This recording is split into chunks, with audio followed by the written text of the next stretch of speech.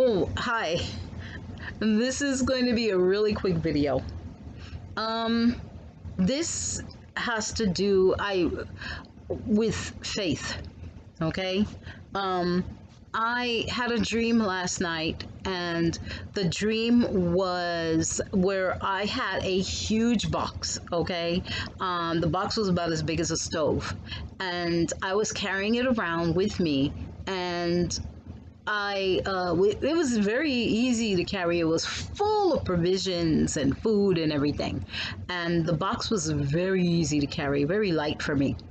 It wasn't even cumbersome in the way that it was, I could be clumsy if I wasn't watching where I was going.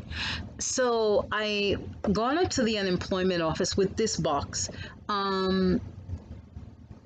Thing is that I am unemployed right now. Our place of work has laid off a number of quite a lot of people. Friday before last, I was one of them.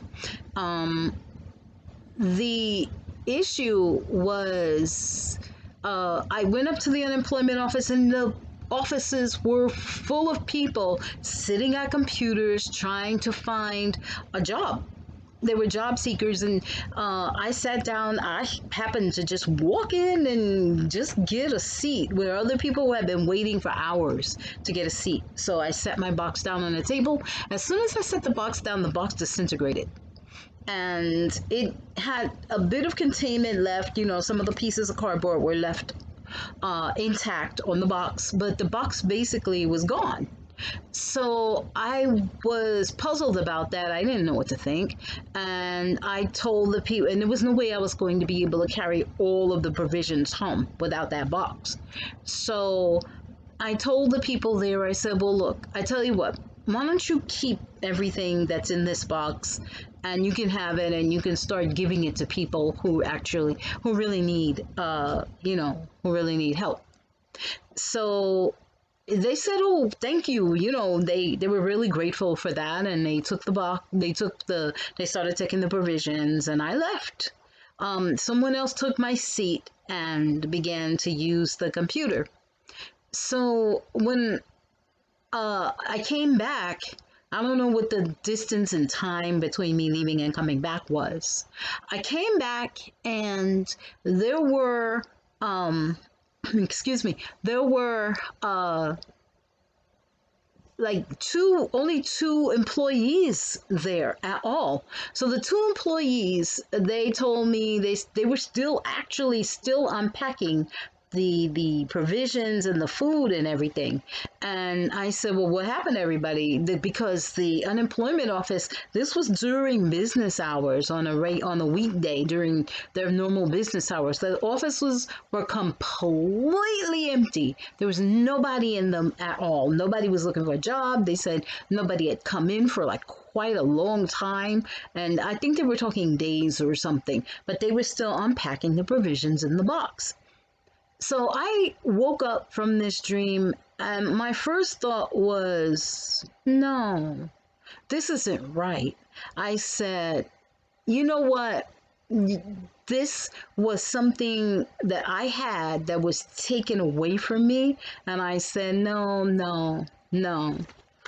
Devil, you're not going to do this to me. You're not playing this with me. So I rebuked that dream in the name of YHWH.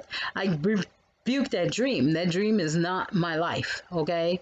The thing is that I believe that we have to stand strong right now in the face of all of this. When the Most High talks to us about strength, He tells us that we are in Deuteronomy 31:7. Be strong and of good courage, fear not, nor be afraid of them, for Yahuwah, your Elohim, He it is that doth go with you. He will not fail you or forsake you. When we listen to these words, and he tells in Joshua, I think it's 1:9, he says, have I not commanded you? Be strong and of good courage. Be not afraid. Don't be dismayed. And dismayed means don't be alarmed, discouraged, bewildered. Don't be upset or terrified or unnerved or horrified. For it says, for Yahuwah thy Elohim is with thee wheresoever thou goest. We have understood that when we talk about we're not to be fearful, how do we see that? And I was on the bus coming back from giving my exit papers to my old job, and I was sitting there and I thought about it and I said, when if you have a daughter and a teenage daughter or a preteen or somebody like that, and they get up in the morning and they start, they come out of their room and they, you know how that is. They're following the other kids, for example. I'm just giving you a quick example. This might not have ever happened to you, but when somebody comes up against you and you know you're in the right, doesn't it get your dander up? Don't you go, wait a minute, I'm not tolerating this. This isn't going to happen today. I think you have lost your mind and you have better understand that this is not going to happen. Not on my watch. I'm not playing this game with you. Or your teenage daughter comes out and she's got, hot pants on and a halter top on, and you go, no, no, you're gonna march right back in that room and you're gonna change your clothes and you're gonna put some clothes on, and then you're gonna bring me that outfit. And that's what is gonna happen. And I'm gonna check your room and I'm gonna see if there's any more outfits like that in there. Okay? You're gonna be a little bit hot about the situation, that your child's trying to take advantage of you, or, going to school like that. You're like, no, I don't think so. When you have those kinds of attitudes and people are doing you wrong and you look at them and your family or your, people that you don't know or something, and you give them no, this isn't happening. This is not how this is going to go down. Okay? This is the attitude that you need to have with the devil. It's not in a disrespectful manner, because he has his own power, but we have the power of the Most High behind us. The Most High tells us. In other words, look, we're not going to go off the handle and start talking crazy. We are going to put the word of the Most High in action. We are going to have His word. His word is the power that we need to have standing behind us. With that little kitten going, ew, but he's the big roaring lion that goes, yeah, I'm getting you. I'm standing behind her. As she is speaking to you, you had better listen, because I am right there with her.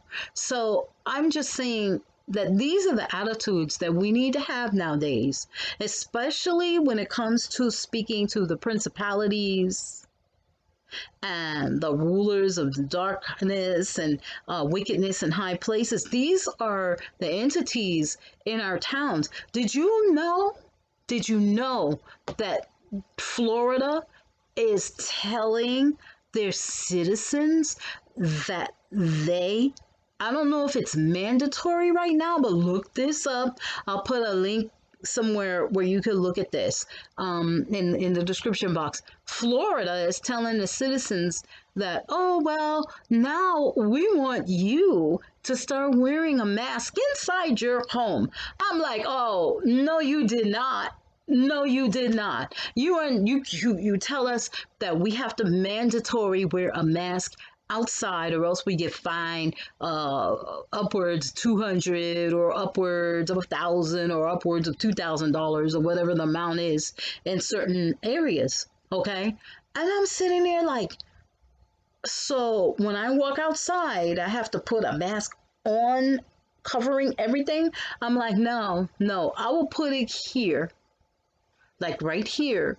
And when it warrants me going inside a building, okay, I'll wear a mask because I have to shop. I have to get my food.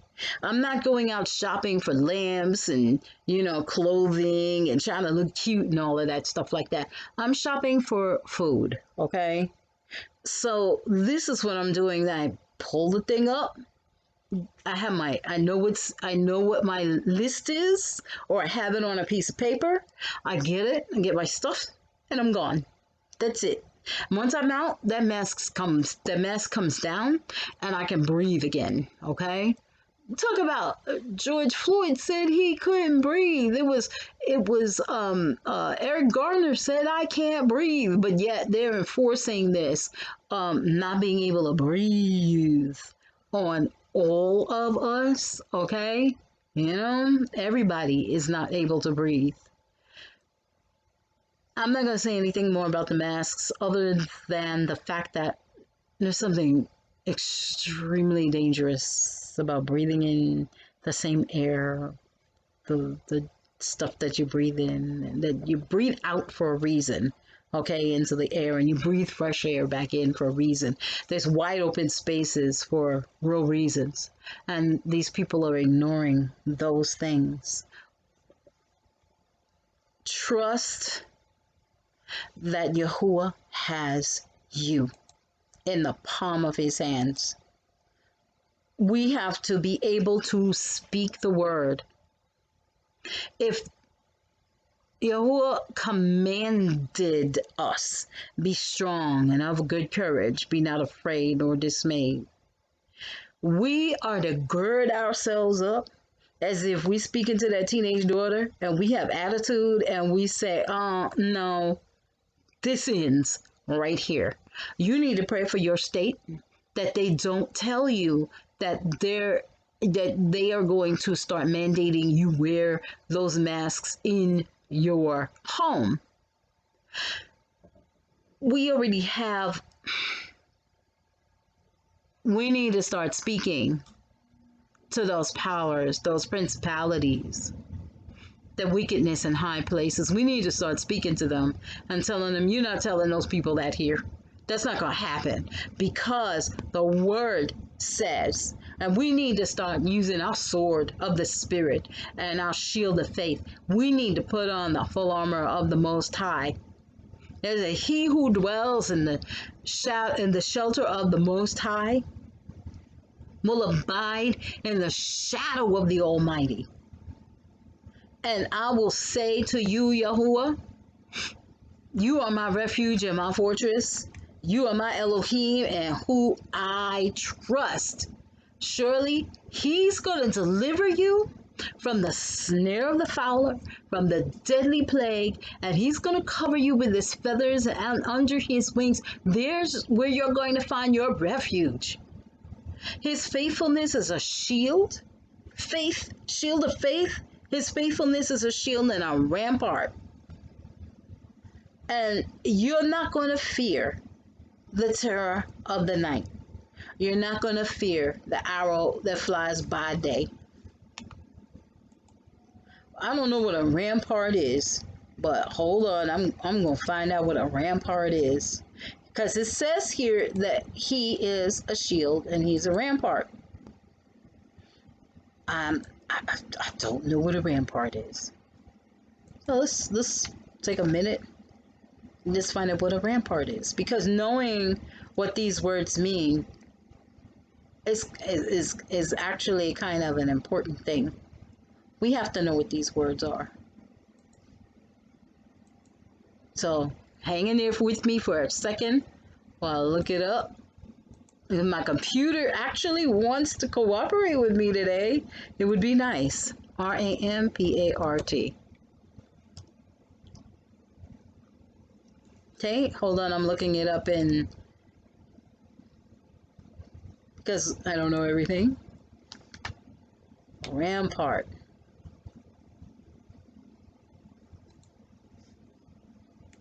Come on. There we go. Oh, it's my computer's actually working. It means a barricade. It's a barricade. He is a barricade for us. Whoa. He's a barrier. He is our shield. Oh. Okay, I know now. I'm good. I'm good. Yeah. And this is Psalm 91, by the way. The Psalm 91 goes on to say, you're not going to fear the terror of the night, nor the arrow that flies by day, nor the pestilence that stalks in the darkness, nor the calamity that destroys at noon. Though 1,000 may fall at your side and 10,000 at your right hand, no harm is going to come near you. You'll only see it with your eyes and witness the punishment of the wicked, because you have made Yahuwah your dwelling, your refuge, the Most High. No evil will befall you. There's no plague that's going to come near your tent, your home, your dwelling. He is going to command his angels charge over you concerning all your ways, to guard you in all your ways, and they're going to lift you up in their hands so that you won't even strike your foot against the stone. You will tread on the lion and the cobra, and will trample the young lion and the serpent. You know, and he says in his words that we have power over all the power of the enemy, and nothing shall by any means hurt us. Because he loves me, he says, because he loves me, I will deliver him. Because he knows my name, I will protect him. When he calls out to me, I will answer him. I will be with him in trouble. I will deliver him and honor him. With long life will I satisfy him and show him my salvation. We have the promises of the Most High. I think it's very important that we listen to what the Most High says. I think it's important that we begin to speak his word out of our mouths in connection when you feel like, oh man, everything's going wrong for me, everything's bad. And then you go, wait a minute, okay, I said those words, but the word of the Most High says something else. This is what the word of the Most High says. He says that I will be with you even until the end of the earth. So, and he said that we shouldn't be fearful, but he hasn't given us a spirit of fear, but he's given us a spirit of power, love, and of a sound mind. We need to remember scripture, and we need to speak it forth. I was that man today that actually there was this homeless old Hebrew man. He was out. I was at the bus stop this morning. He actually started saying that. He goes, yeah, well, God's word doesn't come back void. When he speaks it, it has to go forth and do what he said it's going to do. And I was like, oh yeah. I said, absolutely. You are right. And that the word will be confirmed throughout the day for you. Okay? But you have to have taken the word, and you use that word every day and show the Most High that you are trusting in him. You are trusting in his word, because Yahuwah is not a man that he should lie. Okay? Satan wants you to believe otherwise. He wants you to be scared. He wants you to feel weak. He wants you to feel helpless. He wants you to feel hopeless. But when Yahuwah said that I have plans for you, and my plans are to prosper you, and that you be in health, even as your soul prospers, okay, I'm like, okay, I'm there with you. I'm good. I want you to find that Psalm 91. Please read it, and don't just read it once or twice, but understand the depth of Psalm 91. Understand that when we come under the Most High's wings, the shadow of his wings, we are there under his divine protection. We got to remember that. I will have another video and soon, and may the Most High Yah be your strength and be your shield. And I pray that He would protect all of His children in these last days. In the name of Yahushua Mashiach.